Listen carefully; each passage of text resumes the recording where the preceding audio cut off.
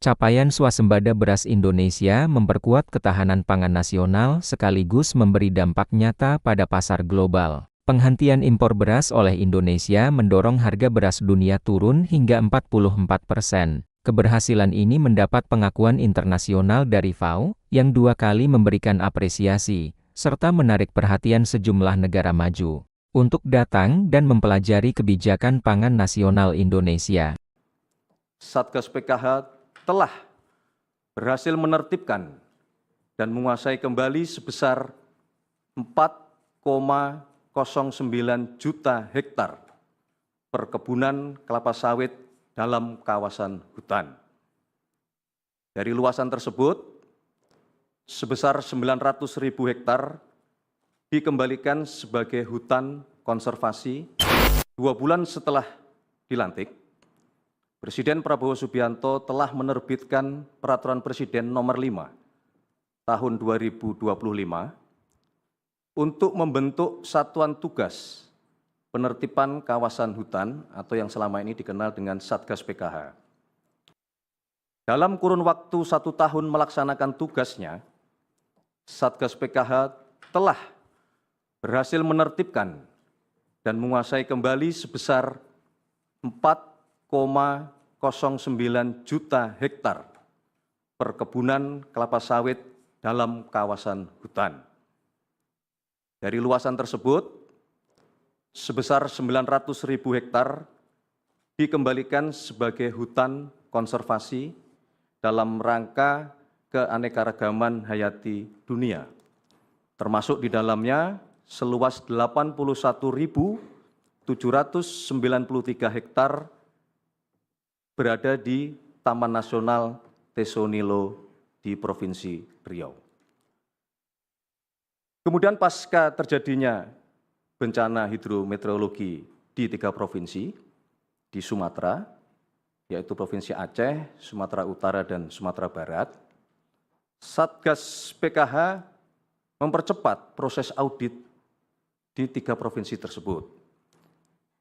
Dan pada hari Senin, 19 Januari 2026 kemarin, dari London, Inggris, melalui Zoom meeting, Bapak Presiden memimpin rapat terbatas bersama kementerian-kementerian dan lembaga, serta Satgas PKH.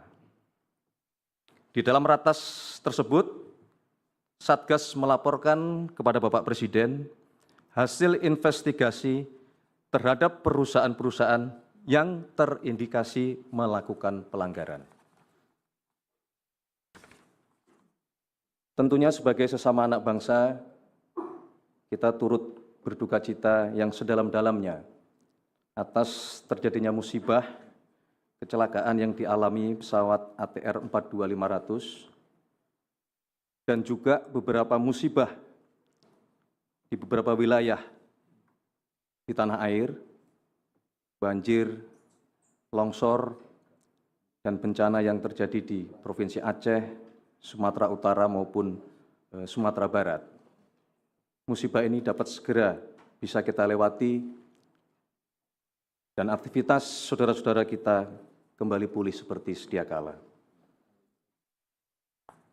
Berdasarkan laporan tersebut, Bapak Presiden mengambil keputusan untuk mencabut izin 28 perusahaan yang terbukti melakukan pelanggaran.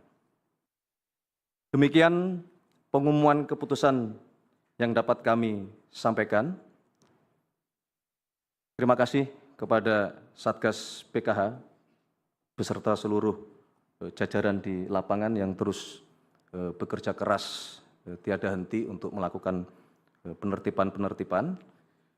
Kemudian kami juga menyampaikan terima kasih kepada seluruh rakyat Indonesia yang terus-menerus memberikan dukungan kepada kami semua di dalam menjalankan tugas dari negara. Sekali lagi, kami ingin menegaskan bahwa pemerintah akan terus berkomitmen untuk melakukan penertiban usaha-usaha berbasis sumber daya alam agar tunduk dan patuh kepada peraturan perundang-undangan yang berlaku. Semua ini kita laksanakan untuk sebesar-besarnya kepentingan dan kemakmuran seluruh rakyat Indonesia.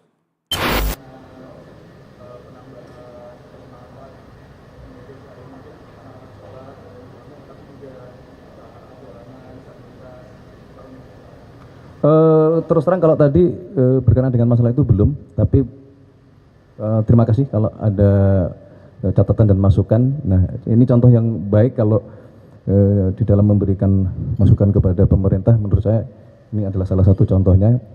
Kami terus membuka diri, dan kalau memang ada sesuatu yang kami pemerintah masih luput atau alpa untuk tidak memikirkannya, silahkan untuk disampaikan kepada kami dan kami akan terbuka. Terima kasih, Mas.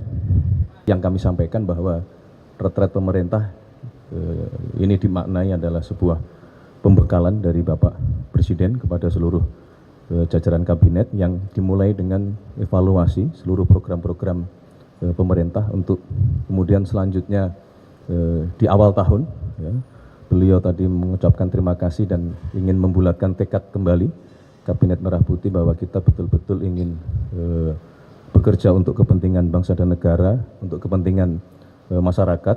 Jadi kendala-kendala yang mungkin timbul di dalam pelaksanaan program-program prioritas di dalam retret tadi disampaikan langsung oleh menteri-menteri terkait kepada Bapak Presiden, dan langsung kemudian didiskusikan penyelesaiannya. Namun demikian, karena tadi menjelang maghrib, sementara baru kurang lebih 4 menteri yang menyampaikan paparan, maka kemudian Bapak Presiden memutuskan untuk break, istirahat, sholat, dan maghrib dan makan yang nanti akan dilanjutkan lagi pada pukul 18.45. Saya kira sementara itu update yang dapat kami sampaikan. Barangkali ada pertanyaan dari teman-teman.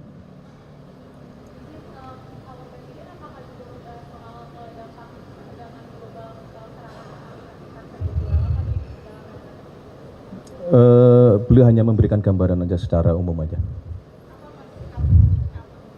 Kan sudah disampaikan juga oleh Pak Menlu.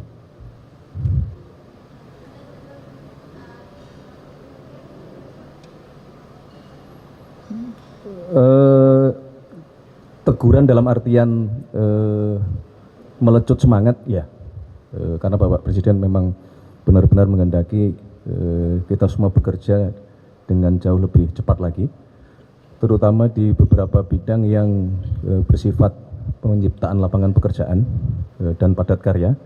Contohnya adalah beliau minta percepatan dalam rangka pembangunan kampung-kampung nelayan dan program pembuatan kapal-kapal tangkap ikan. Jadi beliau memang ingin sesegera mungkin program-program tersebut, karena bersifat selain padat karya juga itu akan meningkatkan produksi protein kita dari sektor perikanan untuk kita bisa meningkatkan asupan protein bagi seluruh rakyat kita.